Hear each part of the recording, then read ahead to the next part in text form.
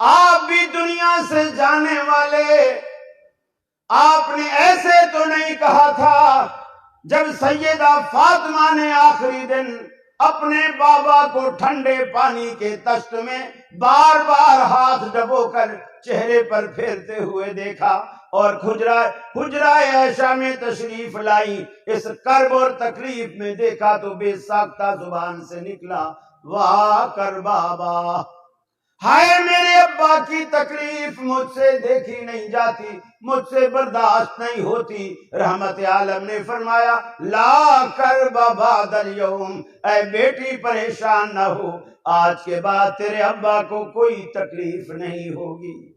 یہ مقصد ہے کہ دنیا سے جہالت دور ہو جائے،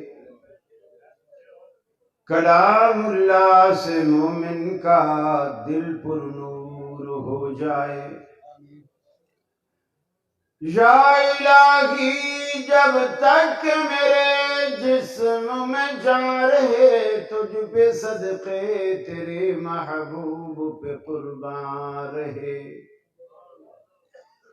میں رہوں یا نہ رہوں پر دل کی ہے یہ دعا، دین احمد اور عزت قرآن رہے۔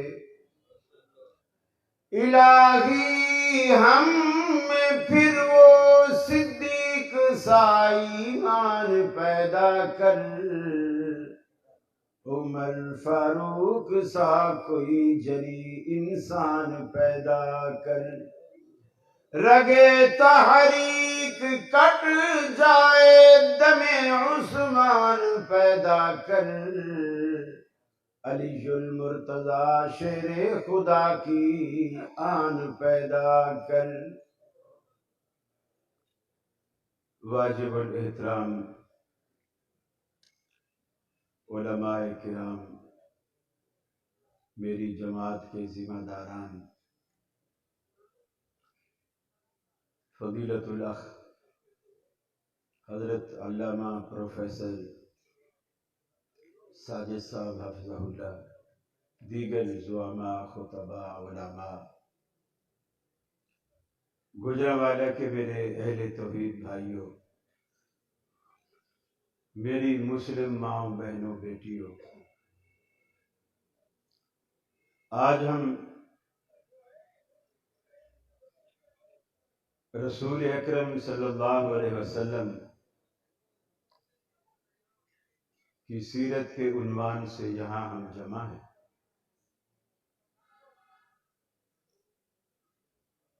البتہ ایک مشکلات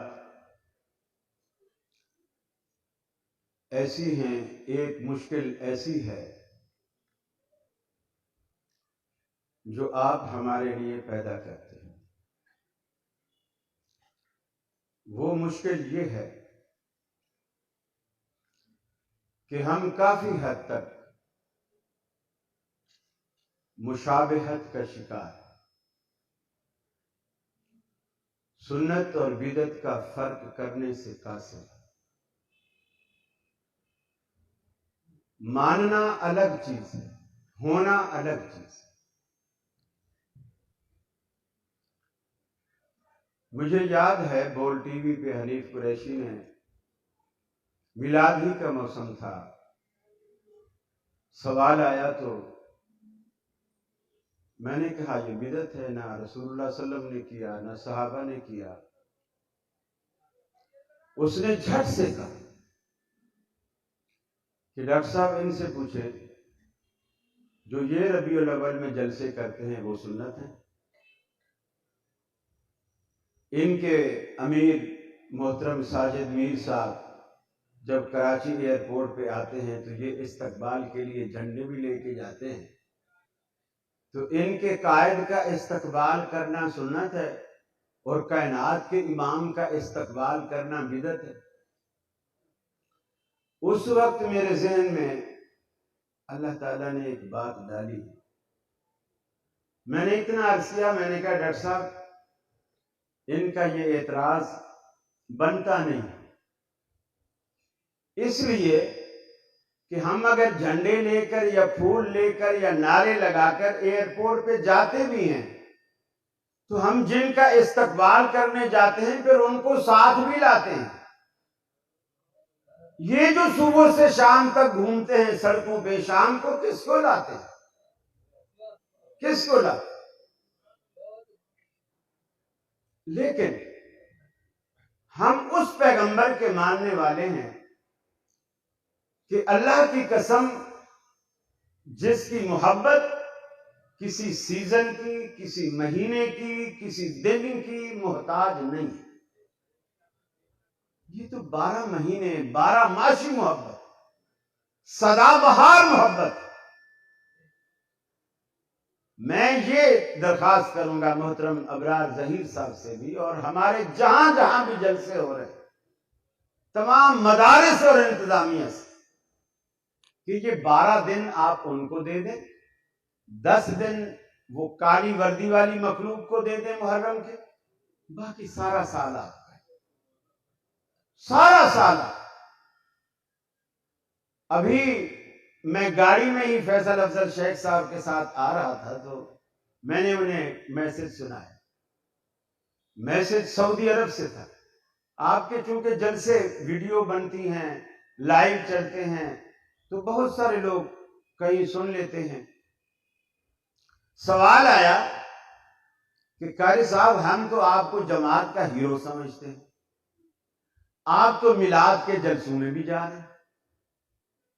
یقین مانیے میرے پاس کوئی جواب نہیں تھا، کوئی جواب، اور ابھی تک میں نے اس کو کوئی جواب نہیں دیا، اور جواب بنتا بھی نہیں سوا یہ کہنے کہ جی میری غلطی، اس کے سوا کوئی جواب نہیں بنتا۔ دیکھیے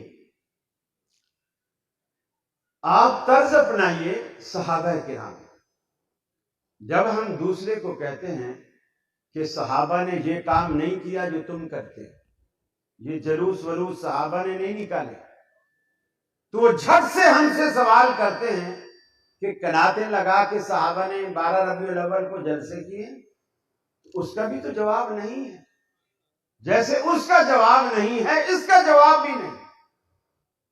اب آپ دیکھیے صحابہ نبی سے محبت کیسے کرتے، اس کا اظہار کیسے کرتے، سنت اور بدعت میں فرق کیسے کرتے تھے، ان کے استدلال کا طریقہ کار کیا تھا، کس طریقے سے وہ دین کو سمجھتے، سیکھتے، صحیح اور غلط میں فرق کرتے تھے۔ رسول اکرم صلی اللہ علیہ وسلم نے جو تعلیم دی ہے، بریلوی ہو، دیوبندی ہو، اہل حدیث ہو، جو بھی کلمہ پڑھنے والا ہے اس کا ماننا سب پر فرض۔ ایک علاقے میں ایک عورت فوت ہو گئی، محدثین کا زمانہ ہے، اسی علاقے میں صرف ایک عورت تھی جو خواتین جو فوت ہوتی تھی ان کو غسل دیتی تھی، ہر کوئی غسل نہیں دیتا، اور عورتیں ویسے بھی کمزور دل کی ہوتی ہیں، بیچاری ڈرتی بھی ہیں، میت والے گھر میں اکثر عورتیں جاتی بھی نہیں، میت کا چہرہ بھی نہیں دیکھتی کہ اسرائیل یہیں کہیں آس پاس ہوگا، پھر وہ ہمیں بھی دیکھ لے گا، اگلے دن ہمارے گھر آ جائے گا۔ اسرائیل شکلیں دیکھ کے نہیں آتا ہے، وہ لسٹ لے کر آتا ہے، اس کے پاس لسٹ ہے، آپ کی اس نے شکل دیکھی ہے یا نہیں دیکھی، اس لسٹ کے مطابق اس لمحے وہ پہنچے گا، وہ اس کی ڈیوٹی۔ جب اس غسل کروانے والی عورت کے پاس گئے کہ فلاں گھر میں فوتگی ہو گئی ہے، آپ آ کے غسل دے، اس نے کہا بھی غسل تو میں دے دوں گی، لیکن مجھے پہلے علماء سے ایک مسئلہ پوچھ کے بتاؤ۔ کیا مسئلہ ہے؟ اس نے کہا کہ میں اس وقت حالت حیض میں ہوں، جس میں عورت نماز روزہ نہیں کرتی، تو میں تو ناپاکی کی حالت میں ہوں، اب میں غسل میت ہاتھوں سے کروں گی تو پتہ نہیں یہ کر سکتی ہوں یا نہیں کر سکتی ہوں، میرے لیے جائز ہے کہ ناجائز ہے۔ علماء سے پوچھا، کوئی بولے کر سکتی ہے، لوگ پوچھیں دلیل، بولے دلیل تو کوئی نہیں، باقی کوئی ممانعت بھی نہیں ہے، کر سکتی ہے۔ کوئی بولے نہیں کر سکتی تو وہ پوچھے دلیل، بولے دلیل تو نہیں ہے، بس ناپاکی کی حالت ہے تو لہذا نہیں کر سکتی۔ اسی کشمکش میں ظہر کا وقت آ گیا، صبح کی فوت ہوئی ہے، میت گھر میں رکھی ہے، نہلانے والی پورے محلے میں ایک عورت ہے اور وہ اپنے ان مخصوص ایام سے گزر رہی ہے، اور غسل دینے والا اور کوئی عورت نہیں ہے، میت رکھی ہے، ظہر کا وقت ہو گیا، اذان ہو گئی، لوگ مسجد میں آنا شروع ہو گئے۔ امام ابو ثور رحمت اللہ علیہ اپنے وقت کے بڑے محدث تھے، نماز پڑھانے کے لیے مسجد میں داخل ہوئے، لوگ اکٹھے ہو گئے، حضرت آپ نماز بعد میں پڑھائیے گا، صبح سے میت رکھی ہوئی ہے، پہلے ہمیں مسئلہ بتائیے۔ جی بولو۔ وہی مسئلہ کہ جی عورت غسل دینے والی ایک ہے اور خاتون کا ایک کا انتقال ہو گیا ہے، وہ کہتی ہے میں حالت حیض میں ہوں، میں غسل دوں کہ نہ دوں۔ انہوں نے کہا اس سے بولو وہ غسل دے۔ لوگوں نے پوچھا حضرت دلیل؟ اب آپ دیکھیے، اس سے اندازہ لگائیے، محدثین کے زمانے میں وہ پوری بستی ہے، پورا علاقہ ہے، پورا محلہ ہے، جس سے بھی مسئلہ پوچھتے ہیں اس کو کہتے ہیں دلیل کیا ہے؟ یہ مزاج کس کا ہے؟ دلیل مانگنے کا جو مزاج ہے یہ کس کا ہے؟ آپ ویسے تو اونچی اونچی سبحان اللہ کہتے ہیں، اور کراچی والے پوچھے تو جواب ہی نہیں نکلتا، سبحان اللہ نہیں کہلوانا چاہ رہا تھا۔ یہ مزاج کس کا ہے کہ لوگوں سے دلیل مانگتے ہیں؟ اہل حدیث کا مزاج ہے۔ اللہ کے بندو، لگتا ہے سارے بریلوی بیٹھے ہیں آخر تک۔ اہل حدیثوں کا مزاج ہے یہ، اور ہم کوئی نئی جماعت نہیں ہیں، اس وقت بھی یہی مزاج موجود۔ ہمارا مسلک ہمارے مزاج سے، ہمارے عقائد سے، ہمارے نظریات سے پہچانا جاتا ہے۔ جب امام ابو ثور سے پوچھا حضرت دلیل، انہوں نے کہا دلیل وہ روایت ہے جس میں رسول اکرم صلی اللہ علیہ وسلم وضو فرما کر آئے، نماز کے لیے کھڑے ہوئے، عائشہ سے کہا کہ عائشہ وہ جائے نماز مجھے پکڑا دے، جائے نماز مجھے پکڑا دے۔ سیدہ عائشہ نے کہا یا رسول اللہ صلی اللہ علیہ وسلم، میں تو حالت حیض میں ہوں، جائے نماز تو پاک ہوتی ہے، میں اسے کیسے ہاتھ لگاؤں گی؟ آپ نے فرمایا ان حیضتک لیست فی یدک، عائشہ حیض کو تیرے ہاتھوں میں نہیں لگا ہوا، جائے نماز اٹھا کے دے۔ سیدہ عائشہ نے جائے نماز اٹھا کے دی۔ دیکھیے آج کے دور میں حالت حیض میں عورتیں آٹا نہیں گوندتی، پراٹھے نہیں بناتی، آپ مزے مزے سے ان کے ہاتھ کے بنے تلے پراٹھے نہیں کھاتے، سارے کام کرتی ہے۔ اب اس مسئلے میں کیا رک، وہ کام بھی تو ہاتھوں سے کرے گی نا۔ اور یہ کوئی ایسی پلیدی نہیں ہے جیسے کتے پلید ہوتے ہیں، یہ اس طرح کی پلیدی نہیں ہے، یہ حکمی پلیدی، وہ اللہ کے امر سے مجبور ہے، یہ چیز اللہ نے رکھی۔ لیکن محدثین کا بھی یہی مزاج تھا، آج اہل حدیث کا بھی یہی مزاج ہے کہ دلیل پوچھو، اس چیز کی دلیل کیا ہے؟ جس طرح آپ آج اس جگہ جہاں بیٹھے ہیں، یقین مانیے اس کی بھی آپ کے پاس کوئی دلیل ہے، کوئی دلیل ہے۔ نبی مکرم صلی اللہ علیہ وسلم نے صحابہ کرام کا جو مزاج بنایا تھا اور جس طریقے کا بنایا تھا، اس کو آپ دیکھیے قرآن مجید بیان کرتا ہے۔ رسول اکرم صلی اللہ علیہ وسلم کا آج جیسے 12 ربیع الاول کا دن ہے، آپ دار فانی سے رخصت ہو، آپ کا جسد اطہر سیدہ عائشہ کے گھر میں رکھا ہوا ہے، آپ نے ایک دھاری دار یمنی چادر اوڑھ رکھی، مسجد نبوی کے اندر صحابہ جمع، رش لگا ہوا، سب مغموم بیٹھے، سب پر ایسی کوئی مصیبت ٹوٹ پڑی، کسی کے چہرے پر خوشی کے کوئی آثار نہیں، غم ہی غم۔ حضرت عمر جیسا بہادر، ذی وقار، ذی فہم، تلوار نیام سے نکالتا ہے اور مسجد نبوی میں لہراتا ہے اور کہتا ہے خبردار، اگر کسی نے کہا نبی فوت ہو گئے تو میں گردن اڑاؤں گا، میں گردن اڑا دوں گا اگر کسی نے یہ کہا۔ تھوڑی دیر بعد صدیق اکبر آئے، بیٹی عائشہ صدیقہ رضی اللہ تعالی عنہا کے گھر گئے، پیشانی سے کپڑا ہٹایا، ماتھا چوما، فرمایا اللہ آپ پر 2 موتیں نہیں لائے گا، یہی موت ہے جو آ چکی ہے۔ واپس مسجد میں آئے، صحابہ کو بھی بیٹھے ہوئے دیکھا، عمر کو بھی تلوار لیے کھڑے ہوئے دیکھا، سیدھا منبر پہ چڑھ گئے، اور منبر پہ چڑھنے کے بعد ایک دعویٰ عمر نے کیا تھا کہ نبی فوت نہیں ہوئے، ایک دعویٰ اب صدیق اکبر نے کر دیا جو حضرت عمر کے دعوے کے بالکل خلاف۔ فرمایا من کان یعبد محمدا فإن محمدا قد مات،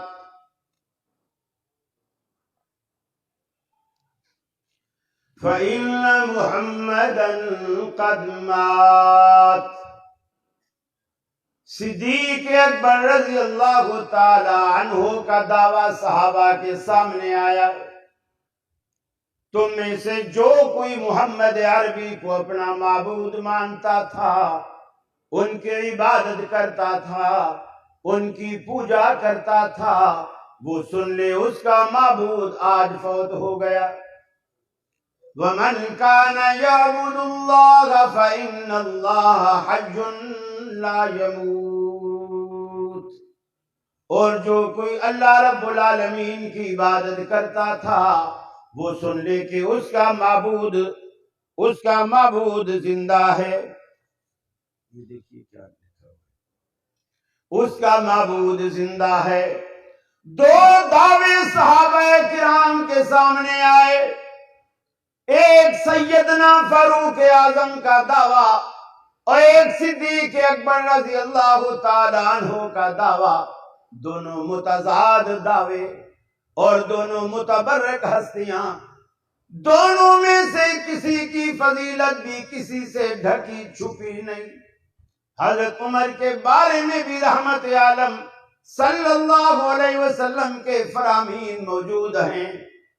آپ نے فرمایا تھا اگر میرے بعد نبوت کے دروازے کھلے ہوتے عمر ضرور اسی دروازے سے داخل ہوتا، عمر ضرور پیغمبر ہوتا۔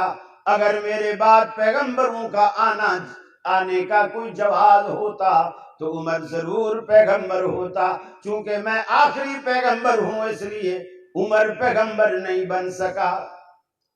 پھر آپ نے یہ بھی فرمایا عمر اتنا جری بہادر انسان ہے، ایسا باروب ہے، جس راستے پر چل نکلتا ہے ابلیس کو بھی وہ راستہ چھوڑنا پڑ جاتا ہے۔ ابلیس اس راستے پر نہیں آتا جس راستے پر فاروق اعظم چلتے ہیں۔ آپ نے یہ بھی فرمایا، ازواج مطہرات فرماتی ہیں عمر ایسا شخص ہے قرآن اترتا تو ہمارے گھروں میں ہے مگر اکثر اترتا عمر کی مرضی کے مطابق ہے۔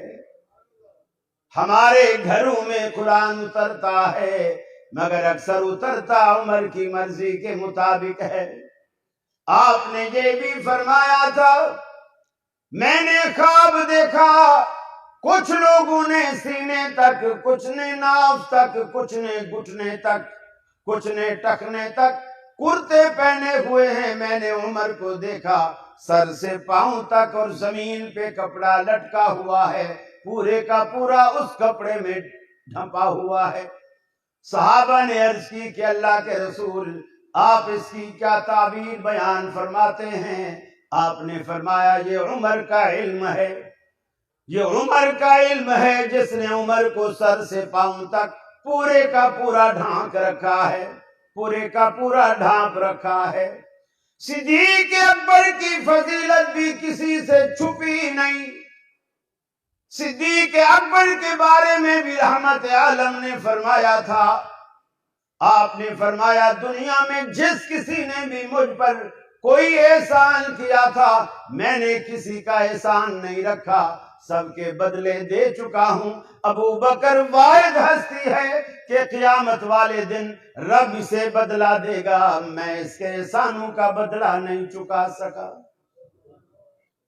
آپ نے یہ بھی فرمایا جس دن صدیق اکبر نے پوچھا اے اللہ کے رسول کسی کو نماز والا دروازہ جنت کا آواز دے گا، کسی کو حج والا، کسی کو روزے والا، کسی کو زکوٰۃ خیرات صدقات والا، جس نے جو عمل زیادہ کیا ہوگا جنت کا وہ دروازہ اسے آواز دے گا اور کہے گا اے نیک بخت میرے اندر سے داخل ہو جا۔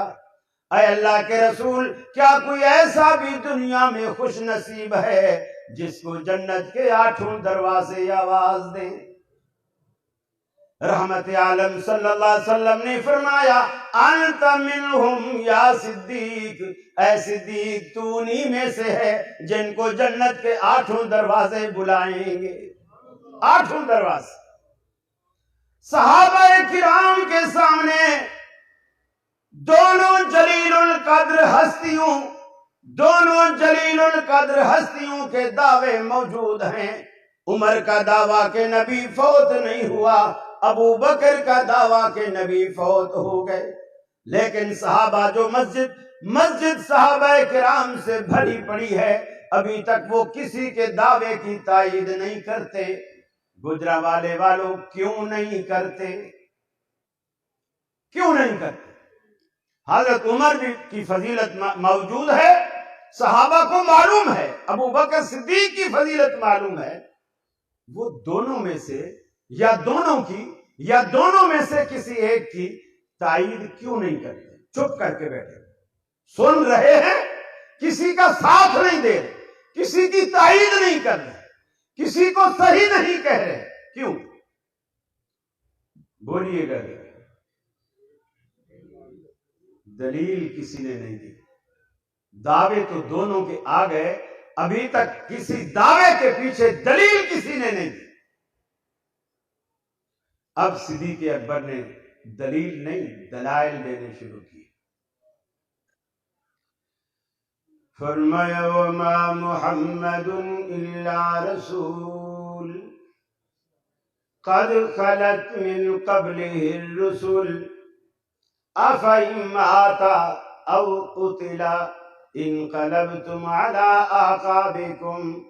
محمد عربی صلی اللہ علیہ وسلم کی حیثیت بھی جیسے باقی انبیاء تھے وہی حیثیت ہے انبیاء کی۔ باقی انبیاء بھی دنیا میں آئے اور چل بسے، آپ بھی دنیا سے چلے جائیں گے۔ افإن مات، لوگ اس لفظ کو پیغمبر پر استعمال کرتے ہوئے موت آتی ہے لوگوں کو۔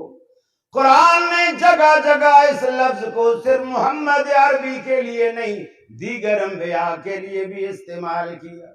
اذ حضر یعقوب الموت، واضح لفظوں میں رب العالمین نے اس لفظ کو استعمال کیا۔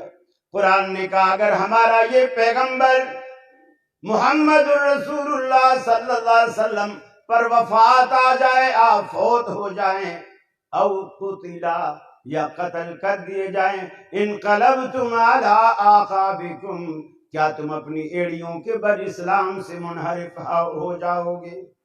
دوسری دلیل دی کہ قرآن کہتا ہے افإن مت فہم الخالدون،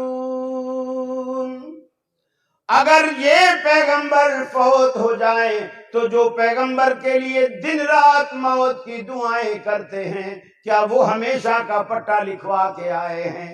انہوں نے بھی تو مرنا ہے۔ پھر دلیل دی انک میت وانہم میتون، محبوب آپ پر بھی میت کا اطلاق ہونے والا ہے اور ان کفار بدبختوں پر بھی میت کا اطلاق ہونے والا ہے. آپ بھی دنیا سے جانے والے. آپ نے ایسے تو نہیں کہا تھا جب سیدہ فاطمہ نے آخری دن اپنے بابا کو ٹھنڈے پانی کے تشت میں بار بار ہاتھ ڈبو کر چہرے پر پھیرتے ہوئے دیکھا اور حجرہ عائشہ میں تشریف لائی. اس کرب اور تکلیف میں دیکھا تو بے ساختہ زبان سے نکلا واہ کر بابا، ہائے میرے ابا کی تکلیف مجھ سے دیکھی نہیں جاتی، مجھ سے برداشت نہیں ہوتی. رحمت عالم نے فرمایا لا کر بعد اليوم، اے بیٹی پریشان نہ ہو، آج کے بعد تیرے ابا کو کوئی تکلیف نہیں ہوگی. آج تیرے بابا کی تکلیف کا آخری دن ہے. صدیق اکبر نے دلائل دیے کل من علیہا فان وَيَبْقَى وَجْهُ رَبِّكَ ذُو الْجَلَالِ وَالْإِكْرَامِ. ساری دنیا پر فنا کی تلوار چلے گی، باقی رہنے والی تو صرف اللہ کی ذات ہے، صرف اللہ کی ذات باقی رہنے والی. حضرت عمر نے بھی یہ آیات سنی تو کچھ کہنا نہیں پڑا، اپنی بے نیام تلوار کو فوراً داخل نیام کیا. صحابہ کہتے ہیں جو صدیق اکبر نے آیات سنائی ہمیں ایسا لگا کہ قرآن کی یہ آیات اتری ہی آج ہیں، ہمارے دل و دماغ سے نکل چکی تھی.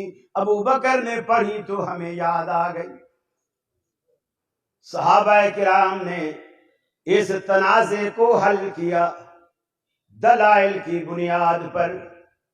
اہل حدیثوں، یہ اہل حدیثوں کا مزاج ہے، دلیل دیا کیجئے، دلیل لیا کیجئے، دلیل مانگا کیجئے، دلیل مانا کیجئے. اس کے علاوہ ہمارے مذہب کی کوئی حیثیت باقی نہیں رہتی، پھر دیگر میں ہم میں کوئی فرق باقی نہیں رہتا. ہر معاملے میں چھوٹی چھوٹی بات پر صحابہ کرام پوچھا کرتے تھے اس کے پیچھے دلیل ہے کہ نہیں. سیدنا فاروق اعظم جیسی ہستی بیت اللہ کا طواف کرنے لگے، حجر اسود کے پاس گئے، بوسہ لینے کا موقع ملا، جھک کر بوسہ لینے لگے. پھر دل میں خیال آیا، بوسہ لیے بغیر پھر کھڑے ہو گئے. پھر پتھر کو مخاطب کیا، اے پتھر میری نظر میں تو ایک پتھر ہے، نہ تو کسی کو نقصان پہنچا سکتا ہے نہ کسی کو نفع دے سکتا ہے. اگر آج عمر تجھے بوسہ دے رہا ہے اس کی یہ وجہ نہیں کہ تیری اپنی کوئی فضیلت ہے.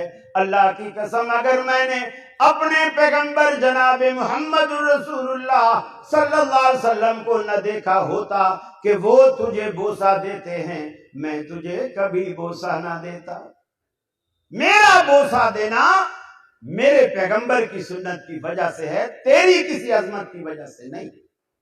یہ صحابہ کرام کا مزاج. میرے بھائی یہ ہمارے مسلک کی اساس ہیں، یہ چیزیں، یہ بنیادیں ہیں، ہم بھول بیٹھے. نبی مکرم صلی اللہ علیہ وسلم کے بعد دوسرا بڑا اختلاف پیدا ہوا صحابہ میں. دوسرا بڑا اختلاف وہ پیدا یہ ہوا خلیفہ کون بنے، خلیفہ کون بنے گا. جھگڑا ہو گیا. مہاجر کہتے ہیں خلیفہ ہم میں سے ہو، انصار کہتے ہیں خلیفہ ہم میں سے ہو. ایک تیسرا گروہ کھڑا ہوا جسے آج کل کی اصطلاح میں لوگ کہتے ہیں جی بڑا معتدل اور منصف مزاج لوگ ہیں. انہوں نے کہا میاں کیوں لڑتے ہو، دو خلیفے بنا لو، مہاجر اپنا مہاجر بنا لے، انصار اپنا انصار بنا لے، اللہ اللہ خیر سر. گویا بنیاد سے اسلام کو دو لخت کرنے کی کوشش کی گئی. لیکن وہاں بھی اللہ رب العالمین نے صحابہ کرام کو اللہ رب العالمین کروڑ رحمتیں نازل کرے ان کی زندگیوں پر، ان کی قبروں پر. ان لوگوں نے ہم پر ایسے احسانات کیے، ہم تو ان کے احسانوں کے بوجھ تلے دبے ہوئے. صدیق اکبر نے اللہ کے رسول کی حدیث سنائی کہ اللہ کے رسول کا فرمان ہے الائمۃ من القریش، امامت خلافت قریشیوں کا حق ہے اور وہ سارے مہاجر۔ حضرت عمر نے صدیق اکبر کا ہاتھ پکڑا، اپنا ہاتھ صدیق اکبر کے ہاتھ میں دیا، اور اس کے بعد صحابہ کرام ایسے ٹوٹ پڑے بیعت کے لیے جیسے شہد کے چھتے پر شہد کی مکھیاں ٹوٹتی ہیں، دھڑا دھڑ بیعت کی۔ یہ اختلاف ختم کیا نبی کی حدیث پر، وفات کا اختلاف ختم کیا قرآن پر، دوسرا اختلاف ختم کیا نبی کی حدیث پر، تیسرا بڑا اختلاف پیدا ہوا نبی مکرم کی تدفین کہاں، تدفین کہاں؟ کچھ کہنے لگے آپ کے آبائی علاقے مکہ میں دفن کیا، کچھ کہنے لگے نہیں، مکہ کو تو آپ چھوڑ چکے تھے، ہجرت کر کے آئے تھے، لہذا مدینے میں دفن کیا۔ کچھ کہنے لگے نہیں، بیت المقدس میں دفن کرو، جہاں دیگر انبیاء کی کثیر تعداد یہاں پہلے سے موجود ہے، کثیر تعداد موجود ہے، وہاں دفن کرو۔ چنانچہ رسول اکرم صلی اللہ علیہ وسلم کی حدیث سنائی گئی کہ پیغمبر وہیں دفن ہوتا ہے جہاں اس کی موت واقع ہوتی ہے۔ سب صحابہ نے اپنی اپنی رائے واپس لے لی اور اس بات پر فیصلہ ہوا کہ نبی کریم کو مدینے میں اور مدینے میں بھی سیدہ عائشہ کے حجرے میں دفن کیا جائے، اور آج بھی آپ کا روضہ مبارک وہی ہے اور وہیں آپ کی قبر مبارک ہے، آپ اسی میں دفن ہیں، کیونکہ اس حدیث کے مطابق یہی فیصلہ ہے۔ باقی سب نے اپنی اپنی رائے واپس لے لی، اپنی اپنی رائے واپس لے لی حدیث کو سننے کے بعد۔ میرے بھائی، یہ مزاج اہل حدیث کا مزاج ہے۔ آپ بھی اگر اس پر پکے رہتے ہیں، دیکھو اگر ہم اپنے مسلک کی اساس کو ہی بھول بیٹھیں گے، صرف کہتے رہیں گے قرآن و سنت قرآن و سنت، بنتے ہو وفادار وفا کر کے دکھاؤ، کہنے کی وفا اور ہے کرنے کی وفا اور، صرف دعوے سے کچھ نہیں بنتا۔ فرمایا وَإِذْ أَخَذَ اللَّهُ مِيثَاقَ النَّبِيِّينَ لَمَا آتَيْتُكُم مِّن كِتَابٍ وَحِكْمَةٍ، وہ پل یاد کرو، وہ لمحہ یاد کرو، وہ گھڑی یاد کرو، عالم ارواح میں ابھی دنیا کا وجود نہیں، آسمان و زمین کا وجود نہیں، سورج چاند کا وجود نہیں، عالم ارواح میں اللہ رب العالمین نے تمام انبیاء کی روحوں کو جمع کیا، روحوں کا اجتماع بلایا، روحوں کے اجتماع میں، انبیاء کی روحوں کے اجتماع میں اللہ رب العالمین نے ایک قرارداد پیش کی۔ انبیاء سے کہا مجھے بتلاؤ، لما آتیتکم من کتاب و حکمہ، میں تمہیں دنیا میں بھیجوں گا، تمہارے سروں پہ رسالت اور نبوت کا تاج سجاؤں گا، تمہیں کتابیں بھی عطا کروں گا، کسی کو انجیل دوں گا، کسی کو زبور دوں گا، کسی کو تورات دوں گا، کسی کو صحائف دوں گا، یہ ساری چیزیں تمہیں دوں گا، دنیا میں بھیجوں گا، تم میرے نمائندے کہلاؤ گے۔ ثم جاءکم رسول، پھر ہمارا آخری تاجدار اگر تمہارے ہوتے ہوئے آ جائے، آخری تاجدار تمہارے ہوتے ہوئے اگر دنیا میں آ جائے تو تمہاری ذمہ داری کیا بنے گی؟ حالانکہ تم اللہ کے پیغمبر ہو، اللہ نے تمہارے سروں پر رسالت و نبوت کا تاج سجایا ہے، تمہارے ہوتے ہوئے وہ آخری منصب والا وہ اگر تمہاری زندگیوں میں آ جائے تو تمہاری ذمہ داری کیا بنے گی؟ لَتُؤْمِنُنَّ بِهِ وَلَتَنْصُرُنَّ، تم اس کے ساتھ ایمان بھی لاؤ گے اس کی نصرت و تائید بھی کرو گے، ایمان بھی لاؤ گے، نصرت و تائید بھی کرو گے۔ پھر رب العالمین نے پوچھا قال اقررتم، ارے میری اس قرارداد کو تم نے مان لیا کہ نہیں؟ قالوا اقررنا، تمام انبیاء کے اجتماع نے کہا الہ العالمین ہم نے دل و جان سے مان لیا۔ قال فاشہدوا، اللہ نے کہا گواہ بن جاؤ، وانا معکم من الشاہدین، میں بھی تمہارے ساتھ گواہ بن جاتا ہوں۔ آج عالم ارواح میں یہ بات طے ہو چکی کہ جب بھی محمد عربی تشریف لائیں گے کسی پیغمبر کا سکہ نہیں چلے گا، چہ جائے کہ ان کے آنے کے بعد 4 امتیوں کے سکے چلنے لگ جائیں۔ پیغمبر کا سکہ جب نہیں چلے گا تو کسی امتی کا سکہ کیسے چلے گا؟ پھر آپ نے اپنی زبان مبارک سے مزید وضاحت کی، آپ نے فرمایا لو بدا لکم موسیٰ فاتبعتموہ، اگر تم میں موسیٰ علیہ السلام دوبارہ آ جائیں، حالانکہ وہ صاحب تورات پیغمبر، اللہ کا لاڈلا پیغمبر، کلیم اللہ پیغمبر، اگر وہ دوبارہ آ جائے فاتبعتموہ، تم سارے اس کی پیروی کرنے لگ جاؤ، وَتَرَكْتُمُونِي، اور مجھے چھوڑ دو، لَضَلَلْتُمْ عَنْ سَوَاءِ السَّبِيلِ، اللہ کے سچے پیغمبر موسیٰ کی پیروی میرے آنے کے بعد تمہیں گمراہ کر دے گی۔ اللہ کے پیغمبر کی پیروی میرے آنے کے بعد مجھے چھوڑ کر اس کی پیروی کرو گے، گمراہی کا شکار۔ پھر آپ نے فرمایا تم پیروی کر کے اس کی کیا جنت پہ جاؤ گے؟ خود موسیٰ علیہ السلام بھی میرے ہوتے ہوئے آ جائیں، تم اس کی پیروی کرو، کیا جنت ملے گی؟ خود موسیٰ علیہ السلام بھی میرے ہوتے ہوئے آ جائیں۔ فرمایا لو کان موسیٰ حجا ما وسعہ الا اتباعی، اگر موسیٰ علیہ السلام آج دوبارہ آ جائیں میرے ہوتے ہوئے اور وہ جنت میں جانے کی خواہش کریں، انہیں بھی میری سنت کے در کے سوا کوئی در نظر نہیں آئے گا۔ یہ اہل حدیث کا عقیدہ ہے، اہل حدیث کا نظریہ ہے۔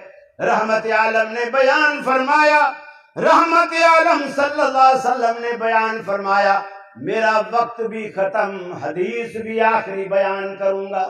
رحمت عالم نے فرمایا میں سویا ہوا تھا، آسمان سے اللہ رب العالمین نے 2 فرشتے اتارے، ایک آسمان اور زمین کے درمیان لٹک گیا، اس کے ہاتھ میں ترازو ہے، اس نے اس کا دستہ پکڑ لیا، پلڑے زمین پہ اتار دیے۔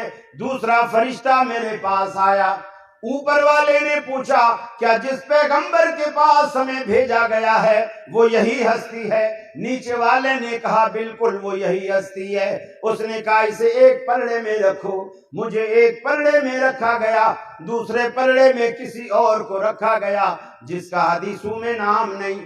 فرشتے نے اوپر اٹھایا، اللہ کے رسول فرماتے ہیں میرا پلڑا تو زمین سے اٹھا ہی نہیں، دوسرا پلڑا فٹافٹ اونچا ہو گیا۔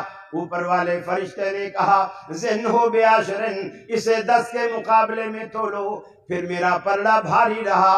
اس نے کہا ذنہ بمئتن، 100 کے مقابلے میں تولو، فرمایا پھر بھی میرا پلڑا بھاری رہا۔ اس نے کہا ذنہ بالفن، اسے 1000 کے مقابلے میں تولو، مجھے 1000 کے مقابلے میں تولا گیا، پھر بھی میرا پلڑا بھاری رہا۔ اب نیچے والے فرشتے نے اوپر والے فرشتے سے کہا ارے بھائی کیا تو کس کا وزن کن لوگوں کے ساتھ کرا رہا ہے، کبھی 1 کے مقابلے میں، کبھی 10 کے مقابلے میں، کبھی 100 کے مقابلے میں، کبھی 1000 کے مقابلے میں۔ واللہ لو وزنتہ بامتہ لرجعہا، اللہ کی قسم اگر دوسرے پلڑے میں پوری کی پوری کائنات بھی رکھ دے گا پھر بھی آمنہ کے لال کا پلڑا بھاری رہے گا۔ وآخر دعوانا الحمدللہ۔